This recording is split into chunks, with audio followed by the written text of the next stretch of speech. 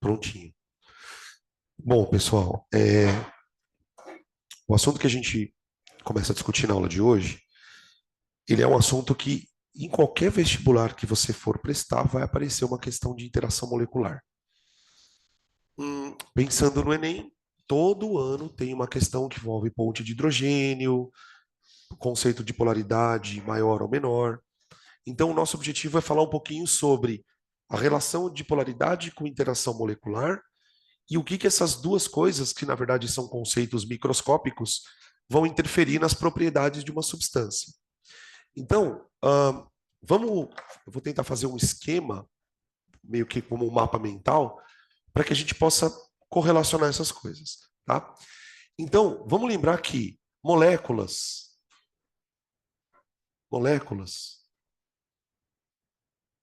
são estruturas formadas por átomos, e esses átomos estão ligados necessariamente por ligação covalente. Então, as moléculas são estruturas formadas por átomos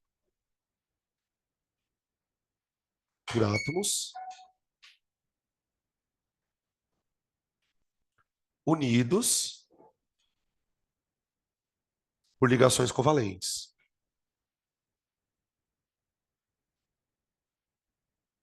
Covalentes. Inclusive, eu não sei se vocês lembram que na aula da semana passada a gente falou um pouquinho sobre uma característica da ligação covalente de ser polar ou apolar. Ah, qual que é a diferença de uma ligação polar ou apolar? Vamos lembrar, puxar aqui, ó. Ligações polares ou apolares. Né? Essas ligações polares são ligações onde os elétrons eles ficam deslocados para uma certa região da molécula. Essa região é a região que a gente normalmente costuma chamar de polo negativo. As ligações apolares, elas não têm esse efeito. As ligações polares são ligações onde os elétrons ficam compartilhados, mas não existe uma preferência, digamos assim, dos elétrons de ocuparem uma certa região. O fato é o seguinte: toda molécula tem duas propriedades associadas a ela, que são a base para você entender isso aqui. Toda molécula, ela tem uma geometria espacial.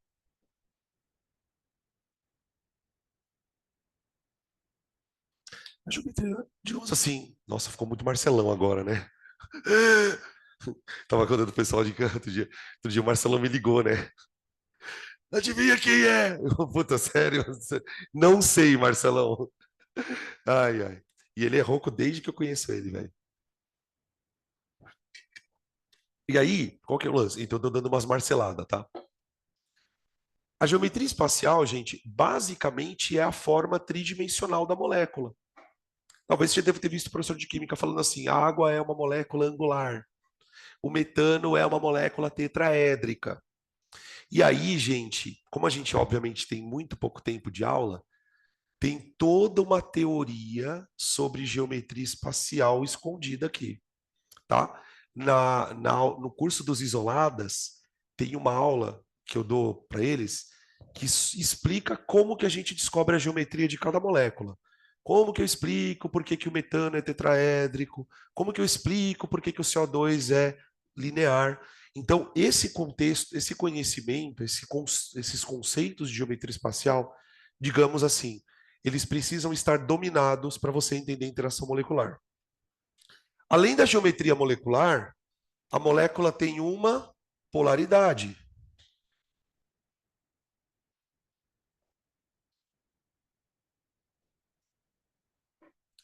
E eu posso dizer para vocês que a geometria espacial ela influencia diretamente na polaridade. Então, para a gente relembrar um pouquinho esses conceitos, porque daí a gente entra na parte de interação, eu vou citar aqui algumas moléculas bem famosas para que a gente possa retomar um pouquinho esse conceito do que é polar ou apolar, tá? Lembrando uma coisa, Para a gente determinar a polaridade de ligações, eu preciso lembrar daquela boa e velha fila de eletronegatividade, né? Ó.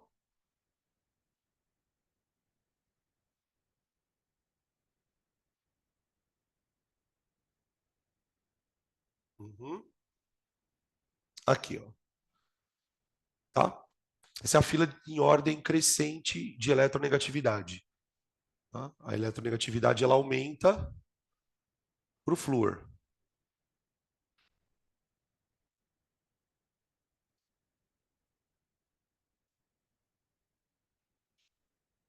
Tá bom? Quanto mais eletronegativo for o átomo que está na ligação, maior a tendência dele puxar os elétrons para perto dele. Então vamos pegar algumas moléculas pequenininhas para a gente lembrar. Por exemplo, eu vou pegar moléculas lineares. Peraí. Eu vou pegar moléculas lineares. Vou pegar também uma molécula angular, como a água. Aqui, tá? Vou pegar também uma molécula. Ah, tem uma famosa, que a gente também pode falar sobre ela. Aqui, tá?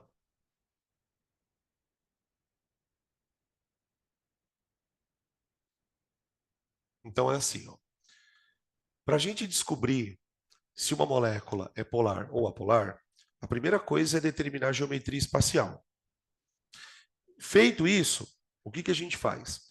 A gente olha para a geometria da molécula. Então aqui eu tenho, por exemplo, a molécula de um ácido famoso chamado ácido cianídrico. Ácido cianídrico. E eu quero descobrir se esse ácido ele é polar ou apolar.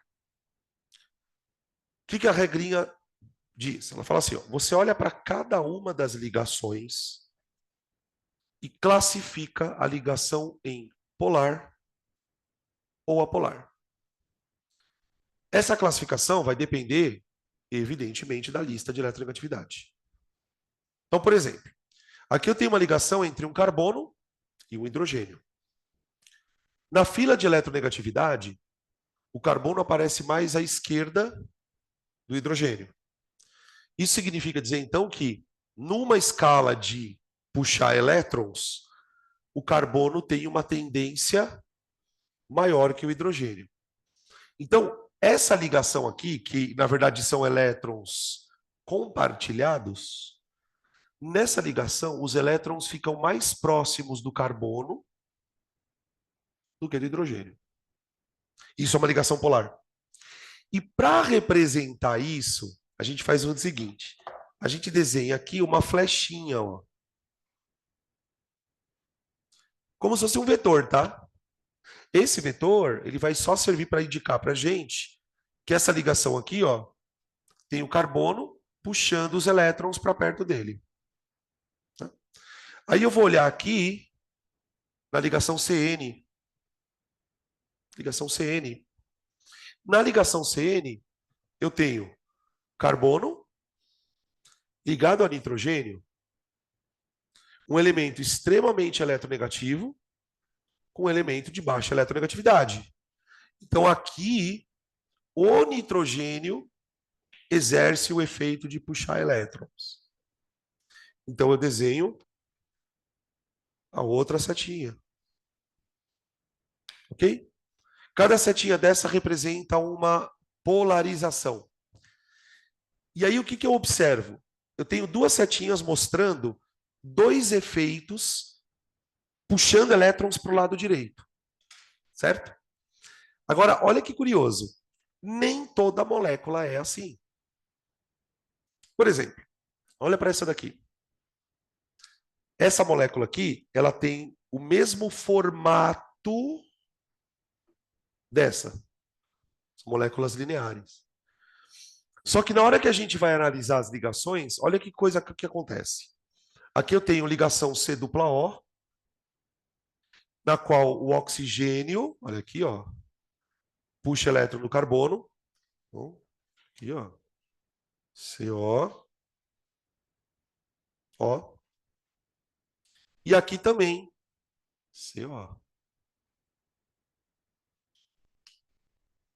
Percebe que em ambas as moléculas a gente tem átomos puxando elétrons, mas na primeira molécula os efeitos dos átomos que puxam elétrons são efeitos para o mesmo lado. Nessa molécula há uma, como é que eu posso dizer? Há uma espécie de simetria. O oxigênio puxa elétron para o lado, o outro oxigênio puxa elétron para o outro, certo? Tá. Por que eu fiz isso? Porque essa é uma técnica muito fácil para você bater o olho na molécula e descobrir se ela é polar ou apolar. A regra é simples. Se ao desenhar as setinhas, você perceber que elas se anulam, essa setinha anula essa, a gente vai dizer que a molécula é apolar. Essa setinha ela tem nome, tá, gente? Eu só não quero que vocês anotem porque não é necessário. Ela se chama vetor momento de dipolo. Cada ligação polar é representada por um vetor. E o que a gente faz aqui é muito bizarro isso. É literalmente fazer uma soma de vetor. Se os vetores se anulam, você tem uma resultante zero. Resultante zero. Se os vetores não se anulam, você tem uma resultante diferente de zero.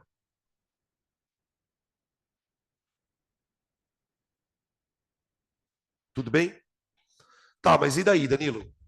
E daí que é o seguinte: moléculas cuja resultante é zero não possuem polos. São moléculas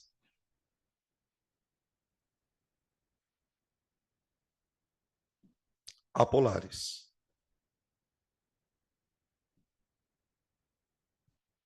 Moléculas apolares.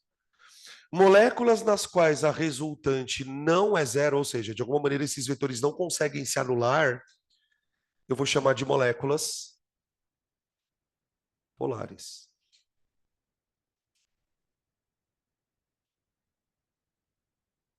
Tudo bem? Tá? Por exemplo, quando a gente analisa, obviamente a água é a molécula mais famosa que a gente analisa, né? Quando a gente analisa a água e a amônia, ó, deixa eu colocar mais para o lado aqui, ó. A gente analisa a água e a amônia, a gente percebe que elas têm geometrias diferentes, né? No caso da água, a gente tem uma geometria angular, e no caso da amônia, a gente tem uma geometria piramidal. Ela é uma molécula formato de uma pirâmidezinha, tá? Imagina que os três hidrogênios, ó, seriam as bases da pirâmide e o nitrogênio da amônia seria a ponta da pirâmide, tá? Muito bem. Moléculas como essa dificilmente vão ser apolares. Por quê? Veja no caso da água, eu tenho o oxigênio atraindo elétrons para os dois hidrogênios. Os dois hidrogênios. Aqui, ó. Tá vendo? E sabe uma coisa muito louca? O fato de você não precisa desenhar, óbvio, as setinhas, mas o fato de você imaginar as setinhas vai te ajudar a descobrir onde é o polo negativo da molécula. Porque, por exemplo, é, quando as setinhas, né, os vetores se anulam, a molécula não tem polo. Mas quando as setinhas não se anulam, elas ficam apontando sempre para um lado, o lado para onde elas apontam é o polo negativo da molécula. Então, por exemplo, no caso da água aqui, ó, as duas setinhas estão apontando para o oxigênio, né? É o polo negativo. No caso da amônia, as três setinhas, imagina uma pirâmide, e as três ligações aqui, ó, são ligações onde o nitrogênio está puxando elétron. Tá vendo? É o polo negativo, tá? Conhecer, conhecer se a molécula tem polo ou não é importante. Conhecer onde está o polo negativo também é importante. Então aqui eu tenho molécula polar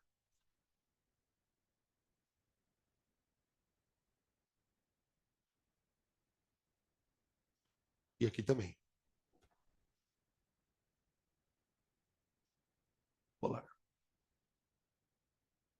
Ok?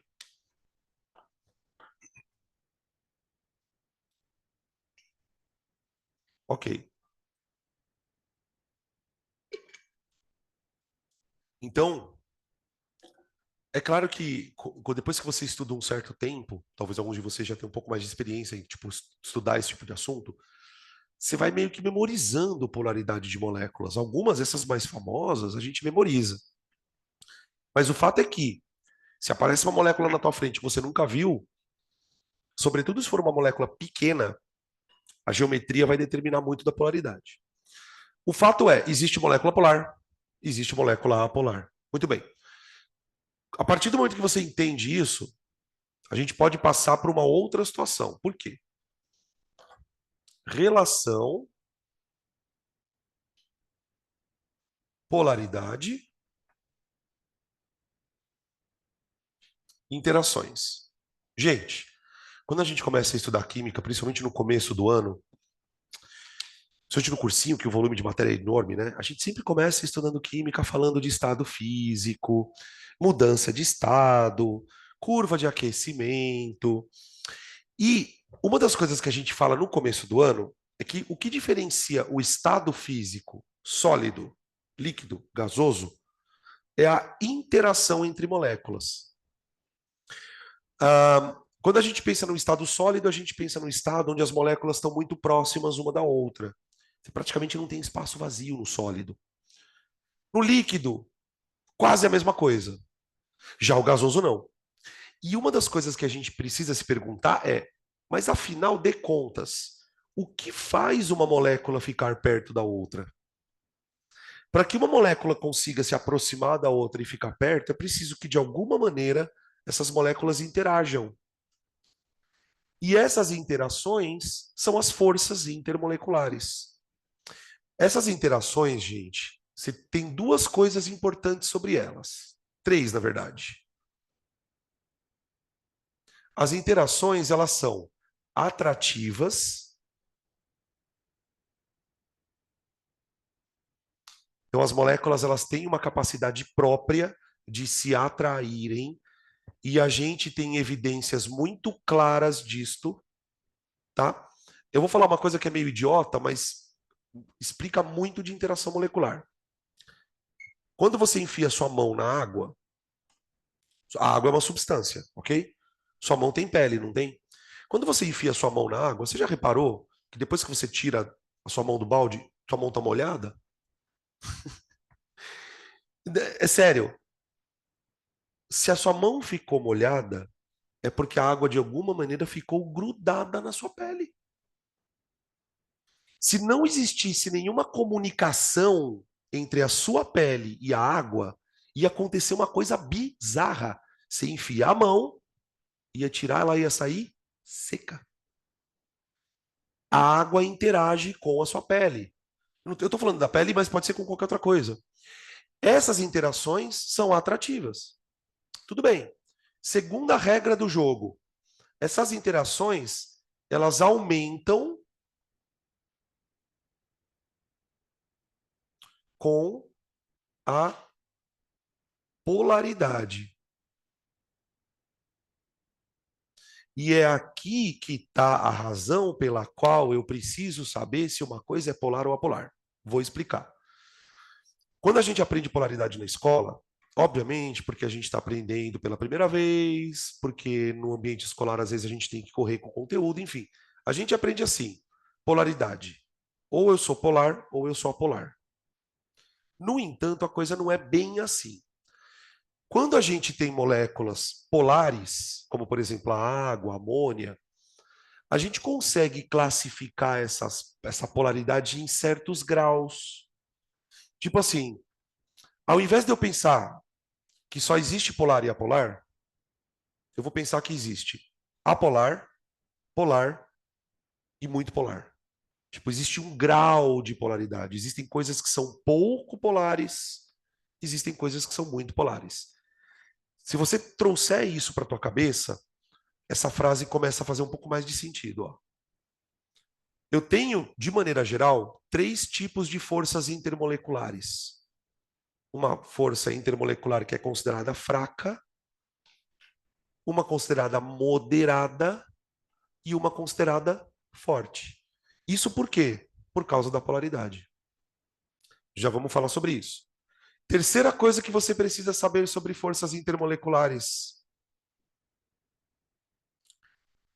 Só tem um estado físico em que essas interações não existem: o gás. Porque no gás, as moléculas estão longe o suficiente para uma puxar a outra. Por mais que as moléculas sejam polares, e a gente vai descobrir como que é a dinâmica disso, elas precisam estar perto uma da outra para puxar. Então, não ocorrem no estado gasoso.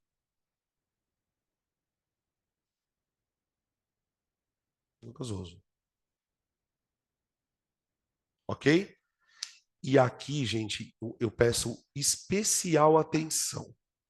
Por quê?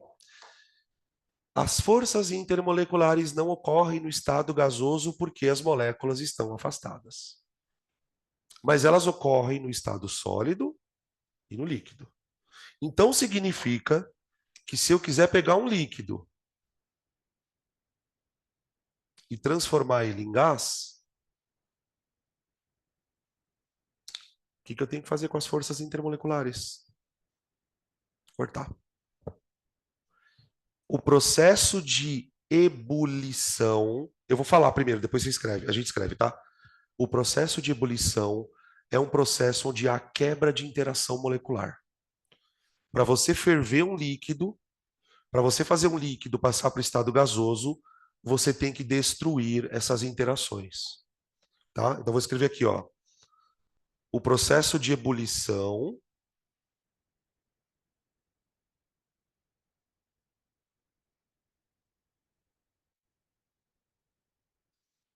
depende da ruptura dessas interações. Ah, fingindo surpresa, tá? Ah, ó o Marcelão de novo. Então, é por isso que cada substância tem um ponto de ebulição diferente. Pronto. Por que que cada substância tem um ponto de ebulição diferente? Porque o negócio é o seguinte, gente. Para você quebrar as interações moleculares, você tem que afastar as moléculas. Então eu preciso aquecer, concorda? Só que o que que acontece? Quando as moléculas, presta atenção no raciocínio, porque agora eu vou juntar tudo. Quando as moléculas são muito polares, a interação molecular é forte. Se a interação molecular é forte, para eu transformar em gás, eu preciso de muita temperatura. De novo, molécula muito polar, interação muito forte. Se a interação é muito forte, para transformar em gás, eu preciso de muita temperatura. Agora faz o contrário. E se a molécula for pouco polar? Ou pior, né? Apolar. Interação fraca. Se a interação é fraca, para transformar líquido em gás, não precisa aquecer muito. Tudo isso que eu falei se resume em uma única palavra. Qual é? Começa com V e termina com volatilidade.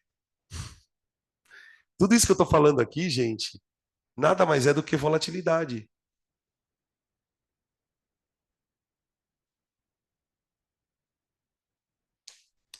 Então, gente, questões de interação molecular vão explorar, por exemplo, por que substâncias são mais voláteis do que outras. Tá? No caso do petróleo, por exemplo, existem vários componentes do petróleo que têm diferença de volatilidade. Tá? Outra coisa que a gente ainda pode enganchar aqui. As interações moleculares são três, né? Da mais forte para mais fraca. Ligações de hidrogênio, também chamadas de pontes de hidrogênio, né?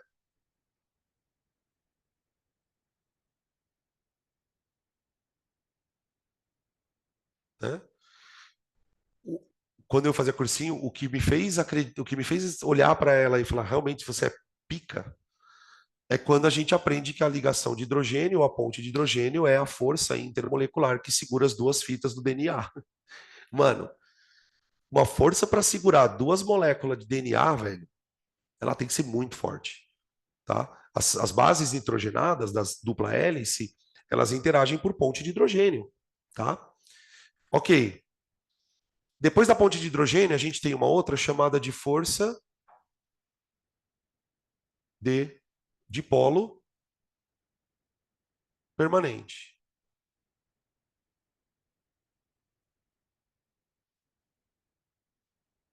A força de dipolo permanente ela é um pouquinho mais frágil que a ponte de hidrogênio, tá?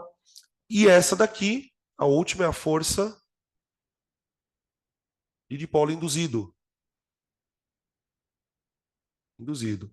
Ô, gente, essa força ela é especial pelo seguinte: essa força é a força que ocorre em moléculas apolares. Até as moléculas apolares conseguem se atrair, tá?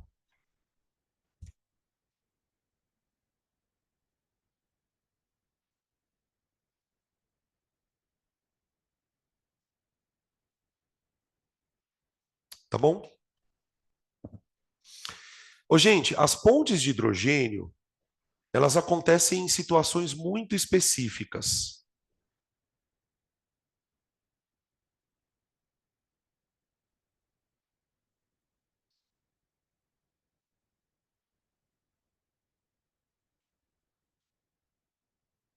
Peraí.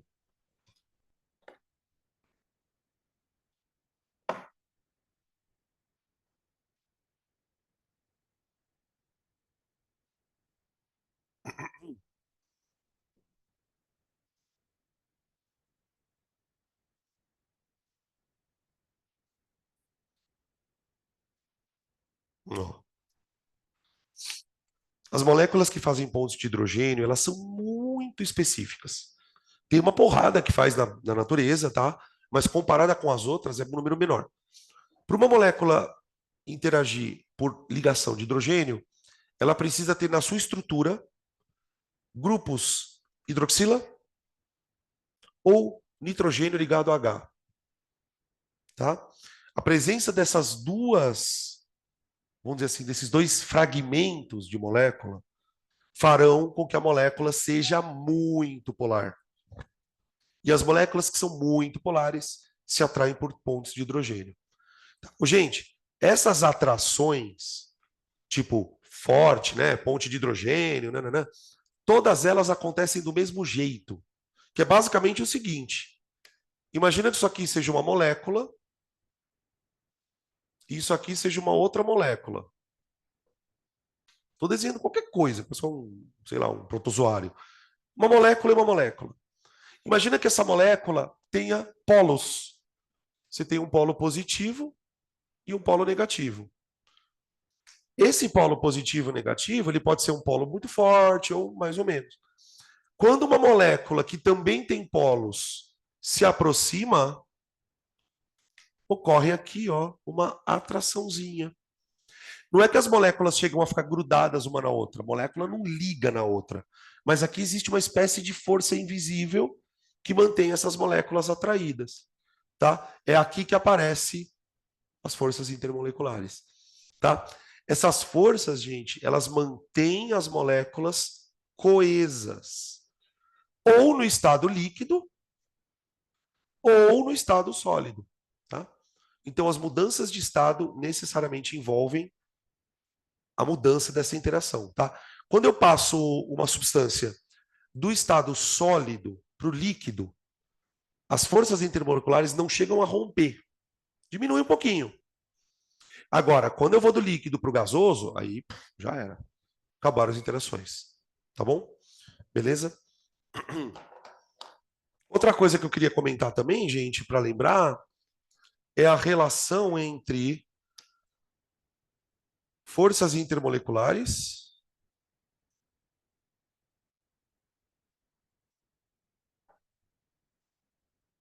que também é uma coisa que cai pra caramba, e solubilidade. Oi. Então, a ligação íon-dipolo, ela não é uma interação intermolecular, tecnicamente. Por quê? Porque ela é uma interação entre um íon e uma molécula. Só que, curiosamente, ela é mais forte até que a ponte de hidrogênio. A interação íon-dipolo, só para pegar o teu gancho, ó, vou falar um pouquinho dela aqui, tá? Interação íon-dipolo.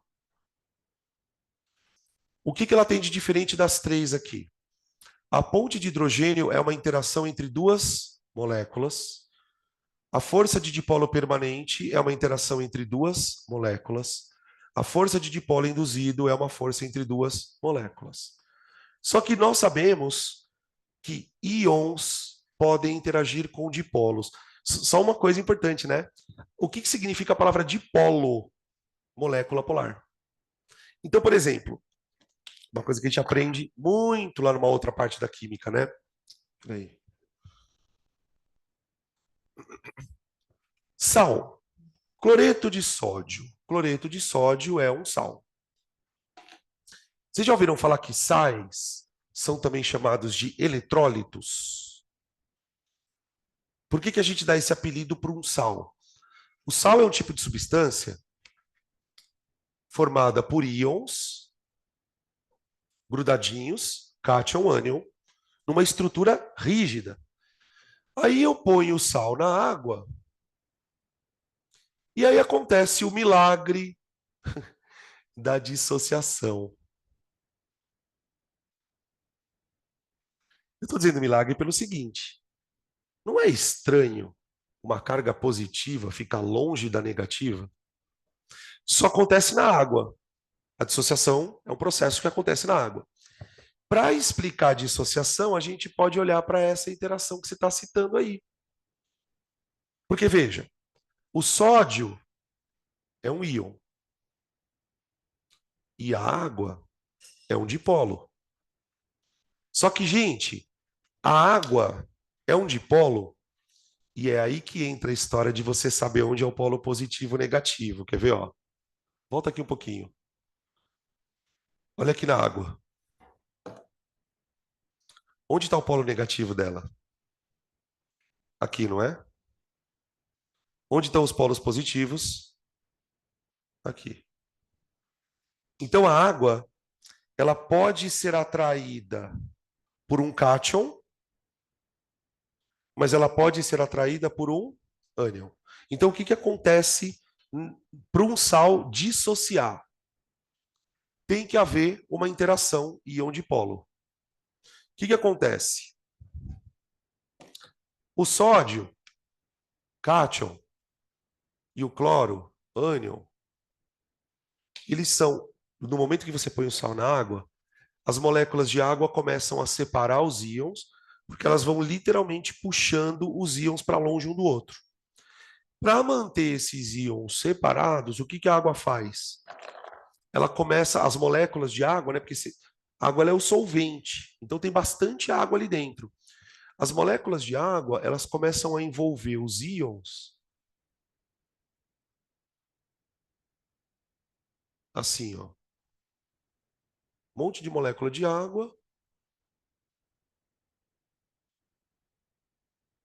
Pronto. Aqui, ó.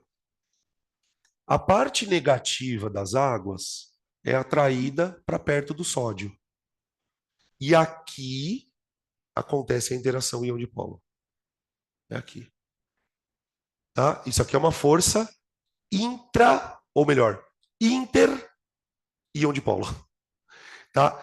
A gente estuda na aula de forças intermoleculares, sim, mas ela não é rigorosamente uma força intermolecular. E aqui também acontece a interação íon-dipolo. O ânion, ele é envolvido pelas moléculas de água, sempre com o polo positivo direcionado para o ânion, tá? Também por uma interação íon-dipolo. Esse processo ele é chamado de solvatação dos íons. Solvatação dos íons. Tá? E é graças a esse tipo de processo, ou seja, graças à interação íon-dipolo, que eu consigo dissolver composto iônico na água, tá? E eu tenho uma outra coisa para te contar, que eu acho muito legal isso. Eu vou te mostrar como essa força é forte. A água pura ferve a 100 graus no nível do mar. Então significa que para eu fazer isso acontecer, ó, com a água, eu preciso esquentar ela a 100 graus. Tá bom. Vocês já devem ter ouvido falar, inclusive em aula de química, que quando eu ponho sal na água, a primeira coisa que acontece é o ponto de ebulição subir. Então a água que fervia a 100 graus, vai ferver a 101, 102, 103. Isso tem um nome, esse efeito de você provocar um aumento no ponto de ebulição da água só porque você jogou sal. Chama ebulioscopia. Ebulioscopia. É o aumento no ponto de ebulição da água porque você pôs um sal.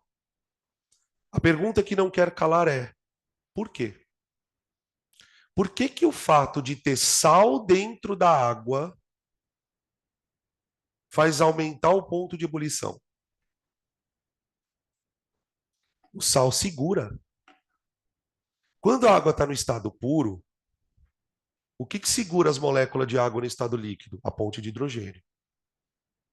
Quando você põe o sal na água, além das pontes de hidrogênio, eu tenho a interação, e essa interação ela é tão mais forte que a presença dela aqui faz o ponto de ebulição da água subir. A água perde volatilidade por causa do sal. Isso é chamado de ebulioscopia, tá? Ele é um efeito coligativo, a gente chama de efeito coligativo, tá? E já que a gente está no inferno, vamos abraçar o capeta. Quando eu ponho sal na água, além de ficar mais difícil dela ferver, fica mais difícil dela congelar também. Tipo, ela vai congelar abaixo de zero. Ela congela normalmente a 0 graus. Mas se tem sal, o sal ele fica segurando tanto as moléculas de água no estado líquido que essa porra não consegue cristalizar. A água não consegue nem ferver. Não consegue, eu estou exagerando, tá, gente? Porque você vai aquecer um pouquinho, mais ela ferve. Mas fica mais difícil dela ferver e fica mais difícil dela congelar, tá? O aumento no ponto de ebulição, eu vou colocar aqui os nomes, tá? Vou colocar aqui, ó. O aumento no ponto de ebulição é chamado de ebulioscopia.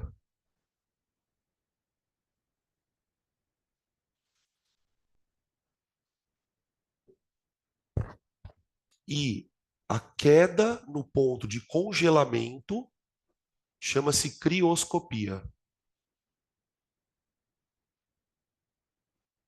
tá? Tudo isso por causa do sal lá dentro. Tudo isso por causa da interação íon-dipolo, tá?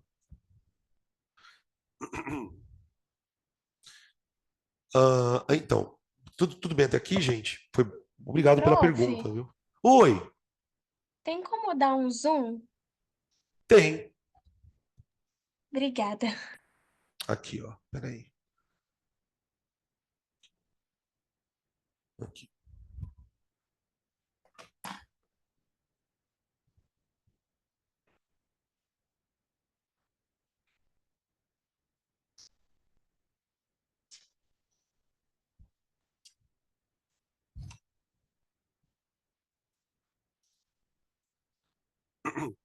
Ô, gente, em relação à solubilidade, aqui a gente consegue ser um pouquinho mais sucinto.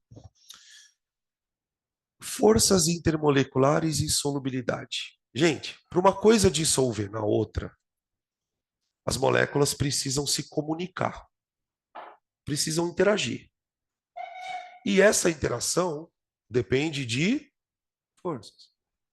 O que a gente observa na prática? Quando você mistura dois líquidos, você basicamente tem situações em que o sistema fica homogêneo E tem situações em que o sistema fica heterogêneo. Isso tem a ver com solubilidade. Quanto mais solúveis forem duas substâncias, maior a chance de você formar um sistema homogêneo com elas. Acabou. E esta capacidade tem a ver com a interação molecular. A gente costuma resumir essa história toda numa frasezinha bem conhecida. Semelhante dissolve semelhante.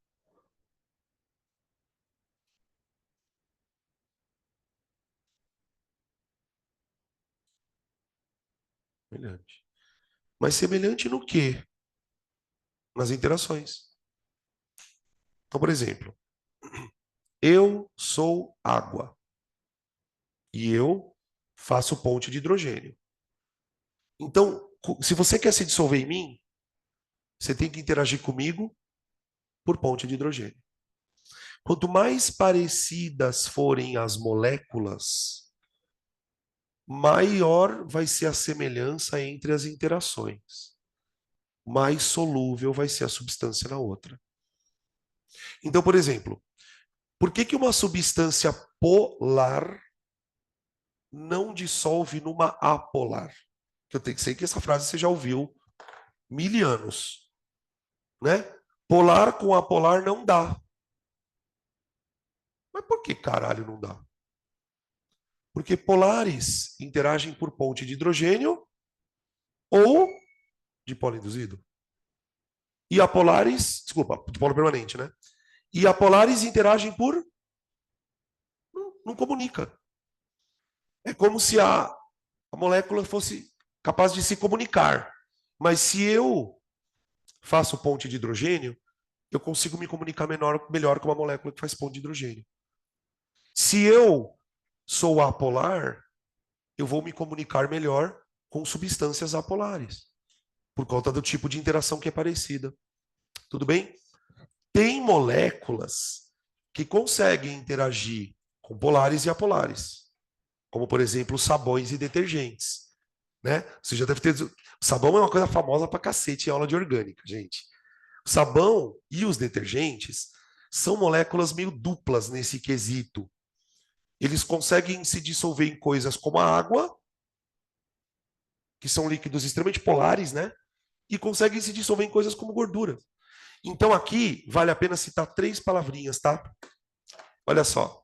No quesito semelhante dissolve semelhante, a gente pode classificar as coisas em três grupos. Coisas hidrofílicas,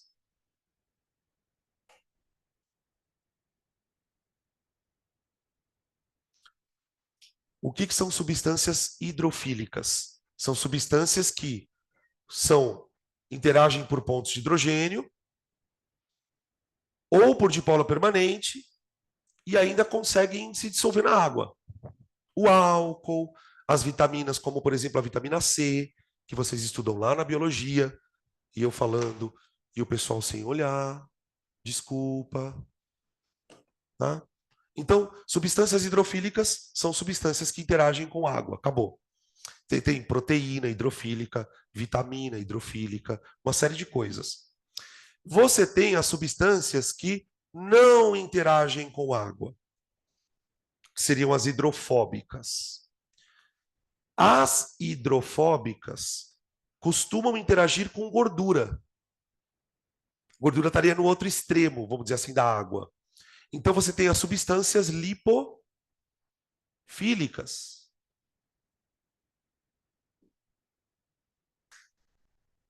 Ok? Quando a gente estuda vitamina, eu me lembro do cursinho, então se fosse hoje. Uma das coisas que o professor de biologia sempre faz questão de falar é a importância de você entender o conceito de vitamina hidrofílica e lipofílica. Porque a vitamina hidrofílica é aquela que, por ser solúvel na água, o seu corpo ele tem mais facilidade para eliminá-la. A vitamina lipofílica, ela vai se armazenar nos tecidos de gordura e fica mais difícil do corpo eliminar. Então você pode ter superdosagens de vitaminas lipofílicas, isso é perigoso. Vitamina C não. Meu professor ele falava assim, quando você as frases que fica na cabeça, né? Quando você toma aquelas vitamina C de 1 grama, que temos umas cápsulas de 1 grama de vitamina C, o seu organismo ele vai aproveitar 5% daquilo. O resto vai tudo pro xixi. E ele brincava, ele falava assim: a única coisa que você vai ter é um xixi caro, porque tá cheio de vitamina C ali que o teu corpo não vai ter. Já as vitaminas, como por exemplo, vitamina do complexo B, elas são vitaminas que ficam armazenadas na gordura, tá? E aí eu tenho compostos que são isso e isso, que são os anfifílicos. Anfifílicos.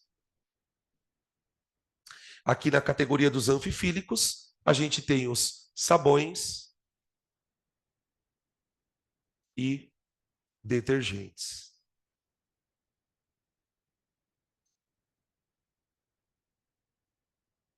Tá aí.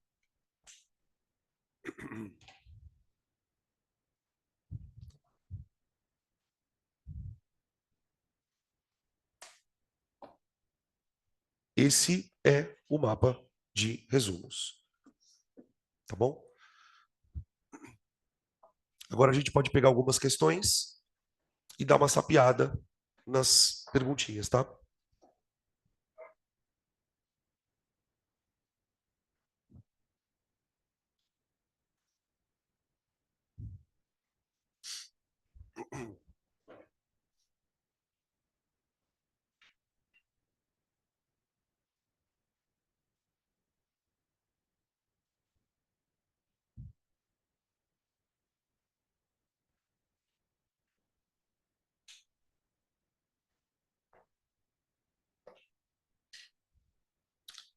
Eu já vou começar logo com a questão número 9.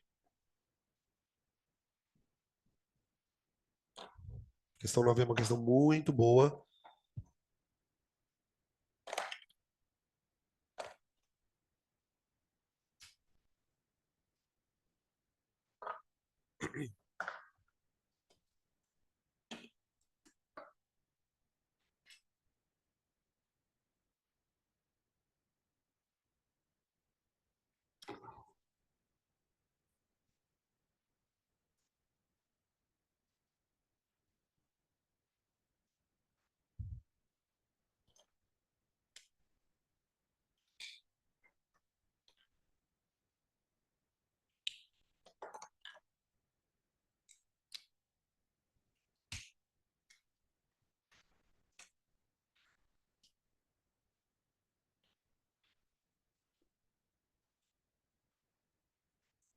Um barulho estranho. Vocês estão escutando o barulho? Tsh. Ou sou só eu que estou escutando? Ó, a questão 9 é uma questão que já caiu umas 3 ou 4 vezes em anos consecutivos do Enem.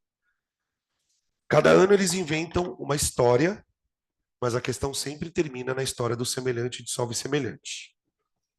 Questão 9. Ao se preparar molho de tomate, considere, aí ele começa a fazer as observações, ó. Considere apenas a fervura do tomate batido com água e azeite. É possível observar que a fração aquosa, fase inferior, fica vermelha logo no início, e a fração oleosa, superior, começa a ficar avermelhada conforme o preparo do molho. Por outro lado, ao se preparar uma sopa de beterraba, considere apenas a fervura da beterraba com água e azeite. A fração aquosa fica com a cor rosada e a fração oleosa permanece com a sua coloração típica durante todo o processo, não tendo sua cor alterada. Então, pera um pouquinho. Deixa eu entender aqui. Imagina que você vai fazer um molho de tomate ou uma sopa de beterraba. Então, o que você faz?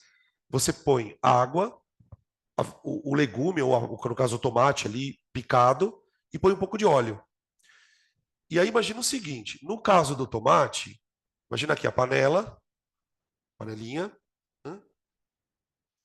Aí imagina que está o tomate, ó. Aqui está o molho de tomate. E aqui está o azeite. O que ele está falando é que quando você faz o molho de tomate com azeite, conforme o tempo vai passando, o óleo vai ficando vermelho.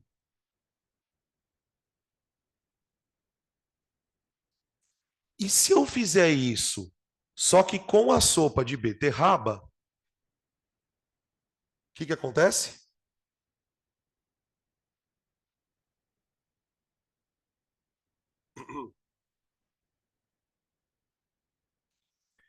Quando ele faz a sopa com beterraba, ele diz ele que o óleo continua com a mesma cor durante todo o processo.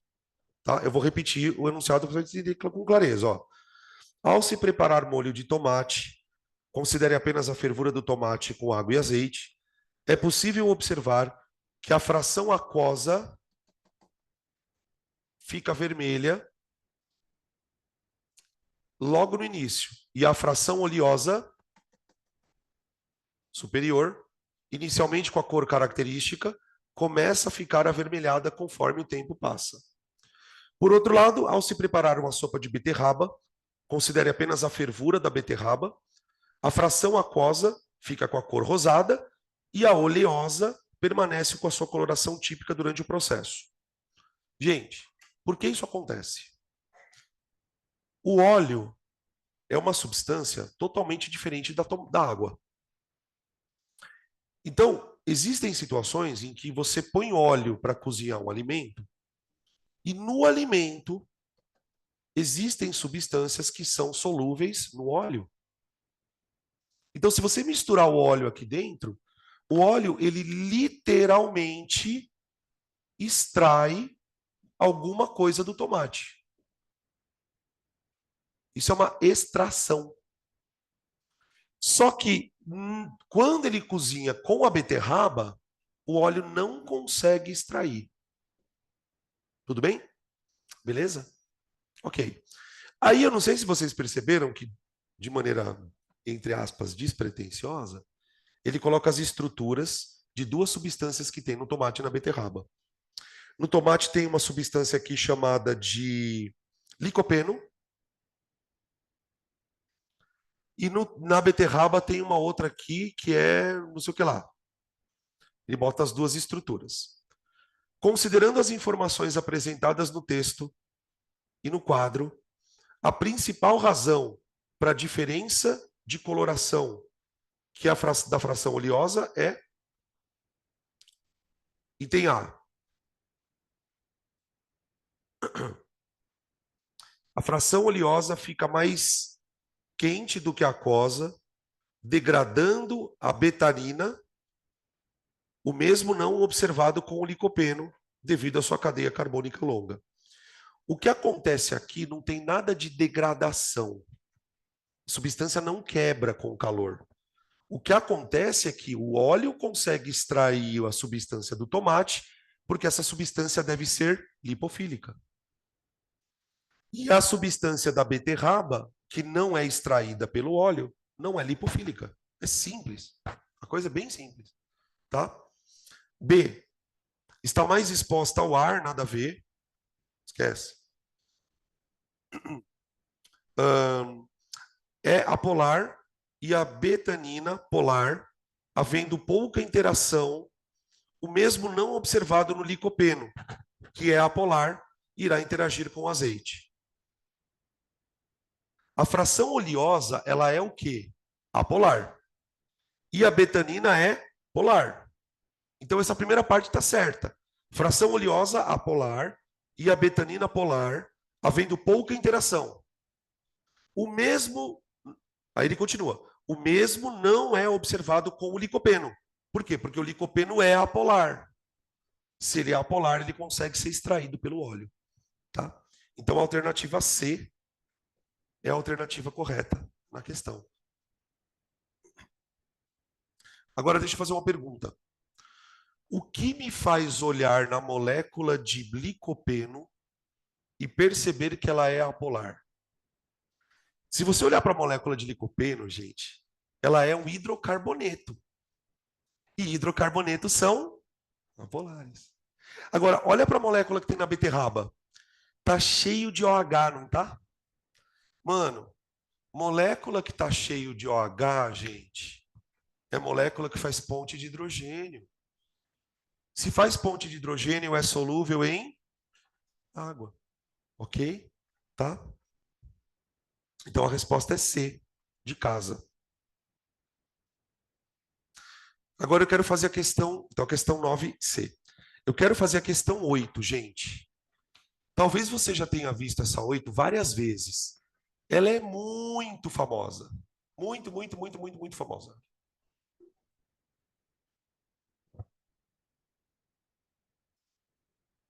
Eu vou até escrever uma coisa aqui.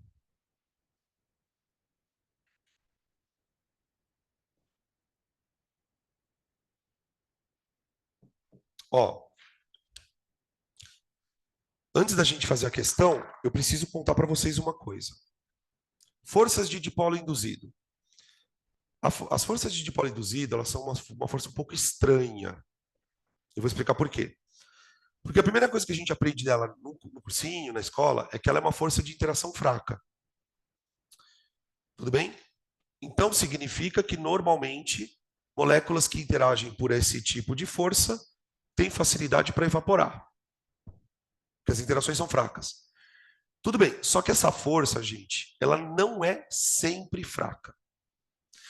Ela é fraca quando as moléculas são pequenas. Tipo H2, Cl2, essas moléculas toscas.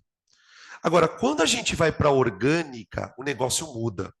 Porque na orgânica eu tenho molécula desse tamanhico, tipo metano, e eu tenho molécula gigante, tipo molécula de óleo diesel. Então, é importante a gente lembrar o seguinte: as forças de dipolo induzido, elas são fracas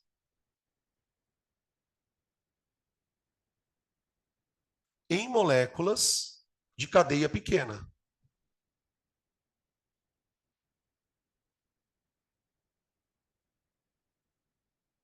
Pequena. Então, isso vale muito para orgânica, tá? E tem uma outra coisa que faz essa força variar, cara. É muito foda isso. É a ramificação na cadeia. Por exemplo, eu posso ter duas moléculas com 8 carbonos, dois hidrocarbonetos com 8 carbonos, só que um mais volátil que o outro. O que acontece? São fracas em moléculas de cadeia pequena e tendem a ser mais fracas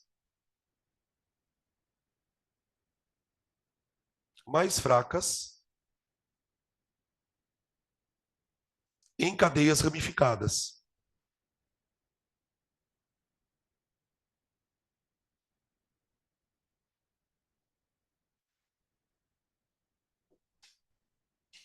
Tá?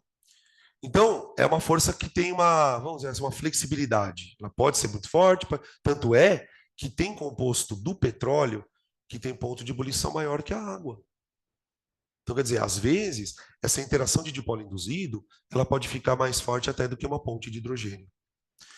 E é graças a isso que a gente consegue separar os hidrocarbonetos do petróleo.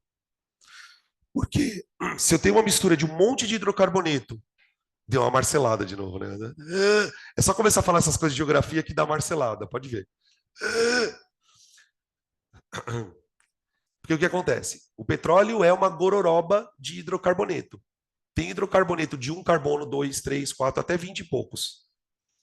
Como esses hidrocarbonetos têm pontos de ebulição diferentes, eu vou separar por destilação fracionada. Tudo bem? Ok? Então vamos ler a questão 8, que fala sobre isso. Essa 8, ela foi tirada do Enem, tá?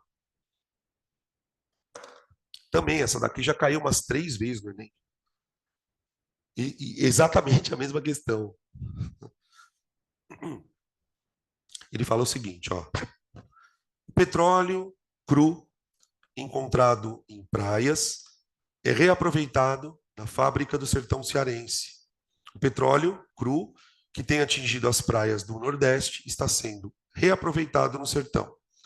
Uma fábrica do município de Quirerê, ou Quixerê, perdão, a 200 quilômetros de Fortaleza, utiliza a substância misturada com outros resíduos industriais, como combustível alternativo, blá, blá, blá, blá, blá, blá, da Chapeuzinho Vermelho do Lobo Mau. De acordo com a Superintendência Natural do Meio Ambiente, 4 toneladas de óleo já foram retiradas em 18 pontos do Ceará. Não é porra nenhuma a questão. Aí ele mostra um esquema de uma torre de fracionamento. Torre de fracionamento. Essa torre de fracionamento, grosso modo, vou desenhar ela aqui. Vou desenhar a parte dela.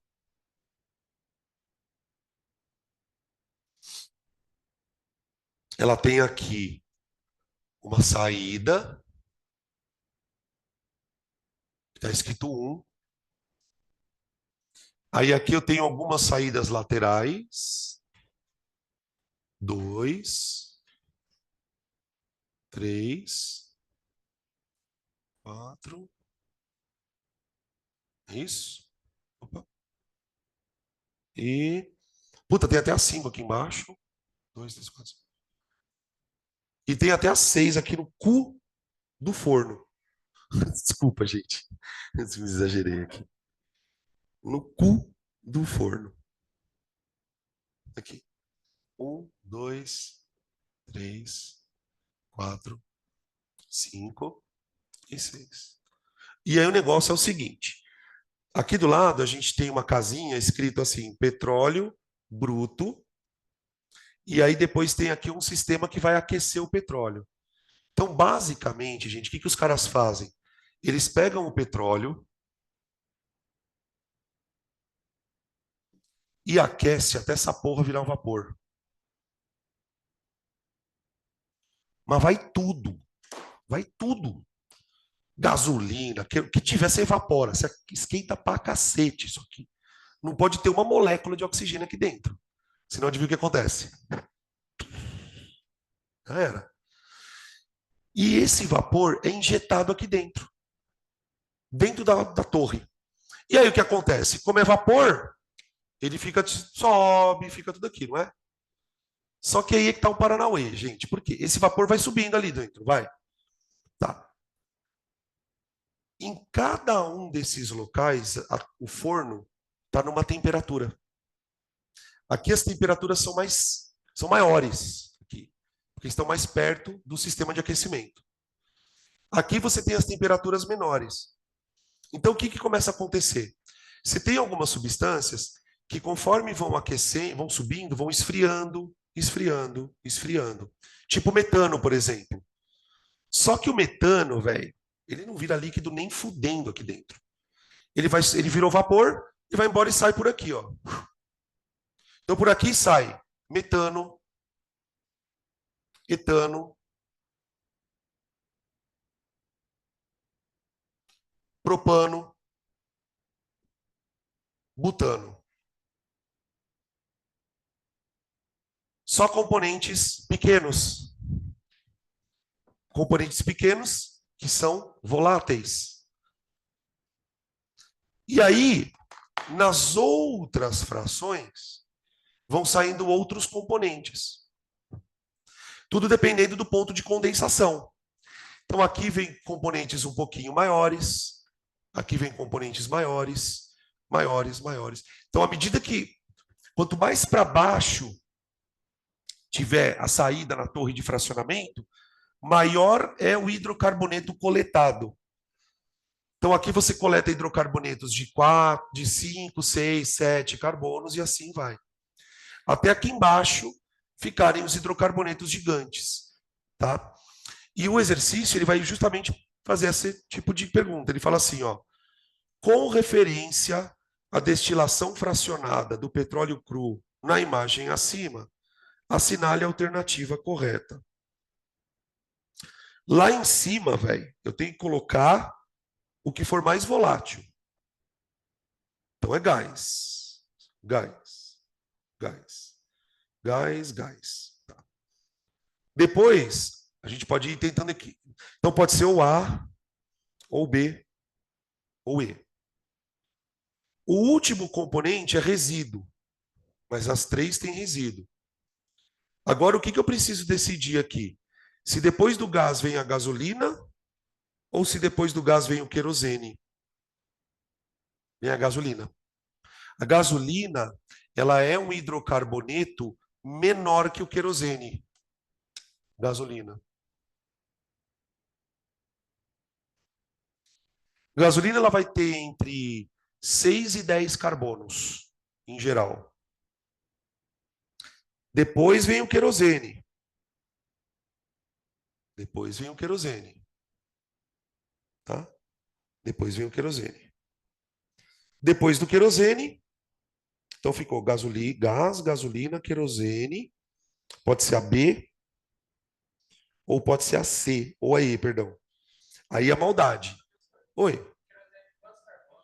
O querosene, a gasolina tem de 6 a 10, o querosene pode ir de 8 a 13, 8 a 14. Aqui vai de C6 a C10. O querosene, ele vai de C8 até mais ou menos C12, C13, tá? Depois vem os óleos lubrificantes, que são menos viscosos, que é usado em motor, por exemplo. E depois vem o óleo diesel, aqui embaixo, que é mais grossão, tá? Os lubrificantes, eles vão de C10 a C16, mais ou menos, tá? E o diesel vai de C12 a C18, mais ou menos, também, tá? A cadeia ela vai ficando mais longa, tá? E o composto vai ficando mais difícil de você retirar ele, tá?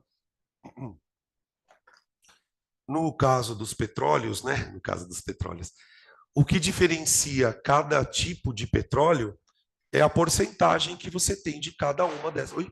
É a porcentagem que você tem de cada uma dessas frações, né? As frações que têm mais importância econômica estão mais aqui. Querosene, gasolina, o próprio gás natural. Para a Europa, por exemplo, precisa de muito gás natural, né? Tá bom? Beleza? Então ficamos com alternativa E. Beleza. E de esperança. Agora vamos pegar um bem foda. Questão número 5.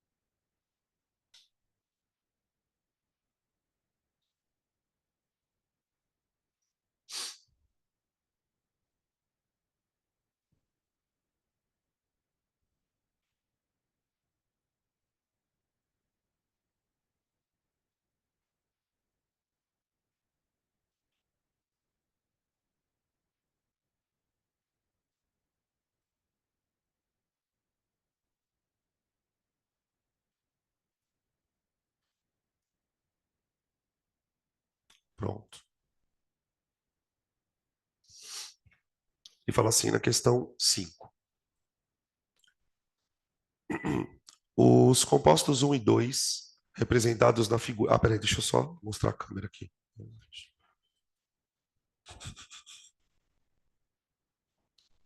Peraí. Aqui.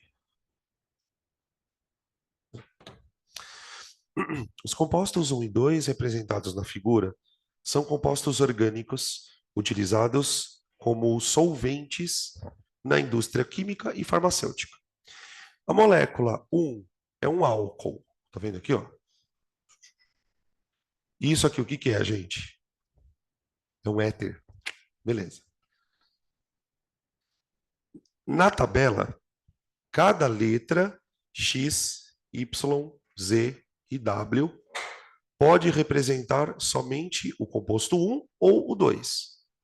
Então aqui o X pode ser 1, e aí o Y é 2, ou vice-versa.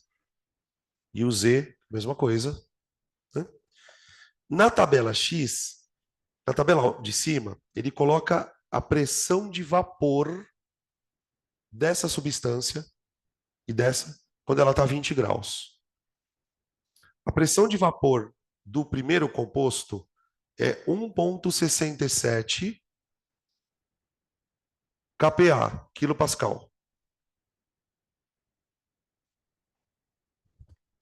E o Y é 56,8 kPa. Na outra tabela, solubilidade na água, 69 para o Z e 290 para o W.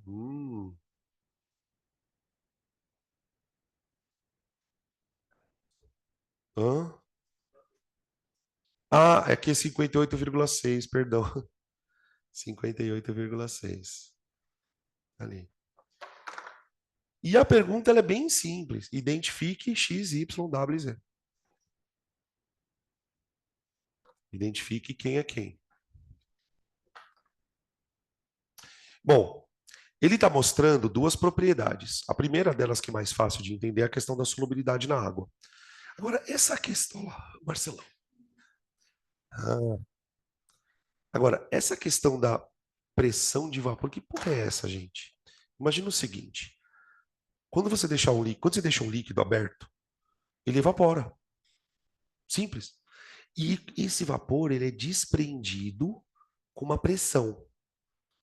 Então, quando você lê assim, ó, pressão de vapor do X a 20 graus, o que você tem que entender?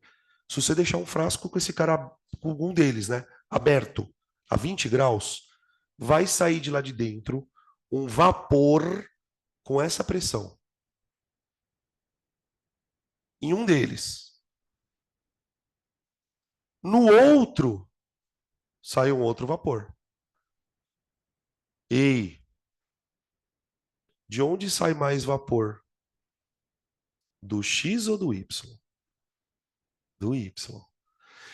A pressão de vapor do Y é maior que a do X. Isto quer dizer que o Y tem mais facilidade para virar gás. Ou seja, a pressão de vapor mede o quê? A volatilidade. Se o líquido tem pressão de vapor alta, é porque ele tem facilidade para evaporar. Um líquido, por exemplo, como a água, tem pressão de vapor baixa. Então vamos lá, gente. A gente poderia escrever aqui na tabela, que eu acho que fica muito mais claro, a seguinte coisa. Ó. Esse aqui, ó, o Y, é mais volátil. Porque tem pressão de vapor maior. E o Y é menos volátil.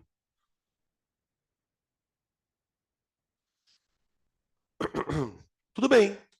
Como é que eu vou descobrir quem é mais volátil e quem é menos volátil? A volatilidade não tem a ver com a interação molecular? Gente, o álcool faz ponte de hidrogênio.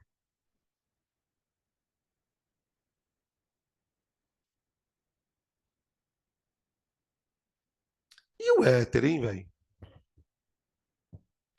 Vou fazer uma coisa aqui. Isso aqui é um éter, não é? E agora? O que virou? Tira o oxigênio. Virou um hidrocarboneto. Vocês estão entendendo o que eu quero dizer com isso? Propriedade de éter é igual de hidrocarboneto. Hidrocarboneto é apolar? Éter também é. Hidrocarboneto pega fogo? Né? Éter também. Hidrocarboneto não dissolve na água? Não. Éter também não. Todas as propriedades que você tem para hidrocarboneto vale para éter. Interação do tipo de polo induzido, tá? De interação do tipo de polo induzido. Pronto, matamos a questão. Por quê? Se o composto faz ponte de hidrogênio,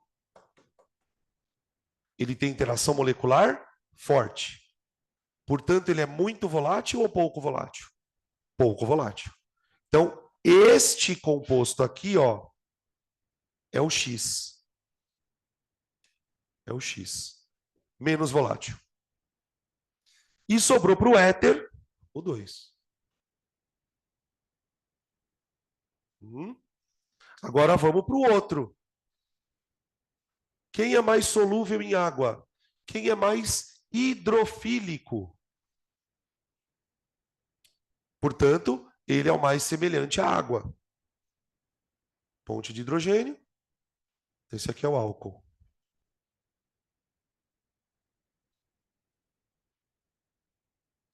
Aqui é o éter. Tudo bem? Pergunta final. Polar dissolve a polar?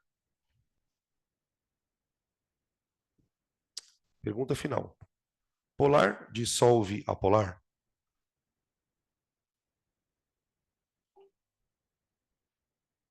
Dissolve, gente.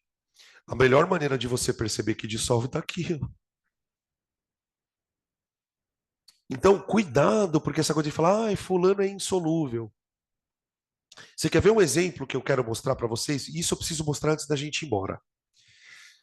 O exemplo mais curioso sobre essa questão de que precisa tomar cuidado com essa coisa de polar dissolver a polar é o seguinte. Pega a molécula de etanol. Então aqui é um comentário em final da história, tá? O álcool que a gente produz aqui no Brasil, principalmente pela cana-de-açúcar, né? A gente usa bastante ele como combustível. Tá.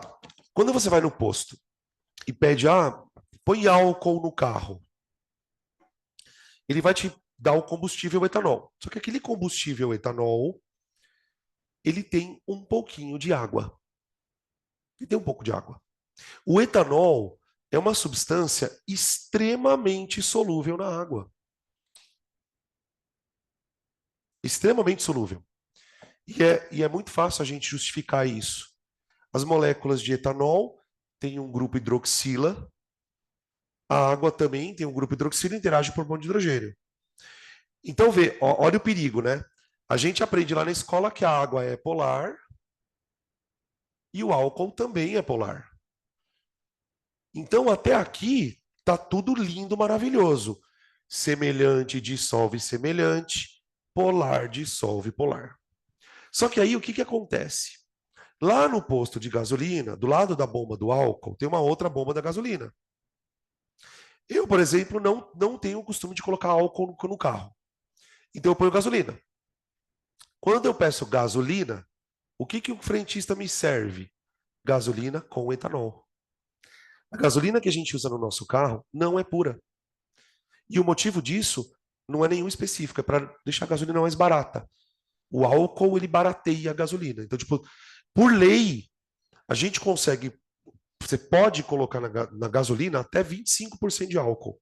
E eles estão estudando, inclusive, aumentar um pouco essa porcentagem, tá? Para 27, 28, para tentar segurar o preço da gasolina.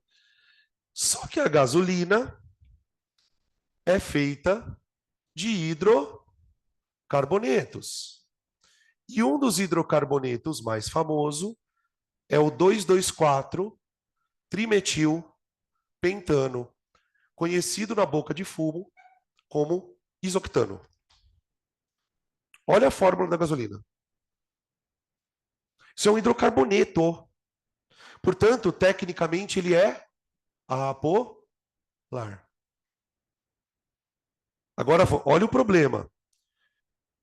Se polar dissolve polar e polar não dissolvesse apolar, como que eu ia explicar que na gasolina eu consigo botar 25% de álcool?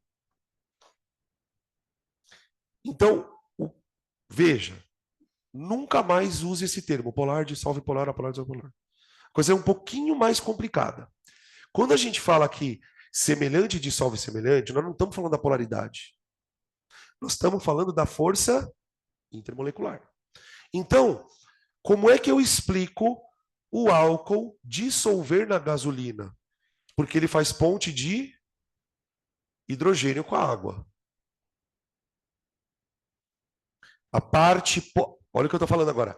A parte polar do álcool interage com a água. No entanto, o álcool ele é uma molécula orgânica. Então ele tem uma cadeia carbônica. E a cadeia carbônica do álcool interage com a gasolina por uma outra interação, que não é a ponte de hidrogênio. É a interação do tipo dipolo induzido. As moléculas orgânicas têm esse comportamento. Toda molécula orgânica tem uma cadeia carbônica. Então, moléculas orgânicas podem ser solúveis entre si. Se você me perguntar assim, Danilo, mas onde que o álcool dissolve melhor? Esse álcool ele dissolve melhor na água. Porque a ponte de hidrogênio é mais forte que o dipolo induzido. Ok? Então é um caso típico que lembra a gente de tomar cuidado com essa simplificação de polar, polar, apolar, apolar. Para você saber se uma coisa dissolve na outra, você tem que olhar para as interações que ela pode eventualmente fazer. Tá? Beleza? Vamos embora? Isso aqui tá virando meu manicômio, cara. Pessoal de casa, vocês querem fazer algum comentário? Sobrou neurônio aí? Então tá. Fala.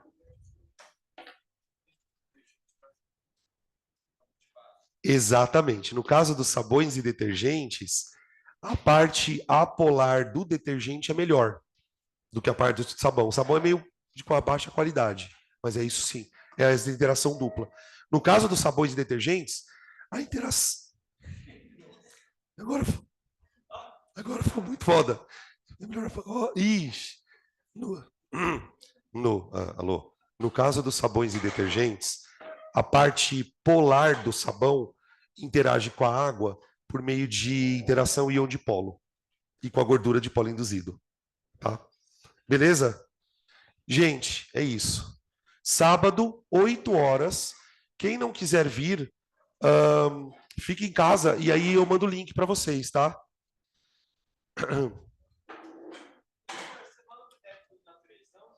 Mando. Se você não quiser vir no simulado, mando. Pode ficar tranquilo. Tá, pode ficar tranquilo. Eu mando sim. Tá? Aí eu vou mandar. Aí assim, vocês vão receber. Peraí. Deixa eu só fechar aqui. Vocês vão receber o simulado com QR Code.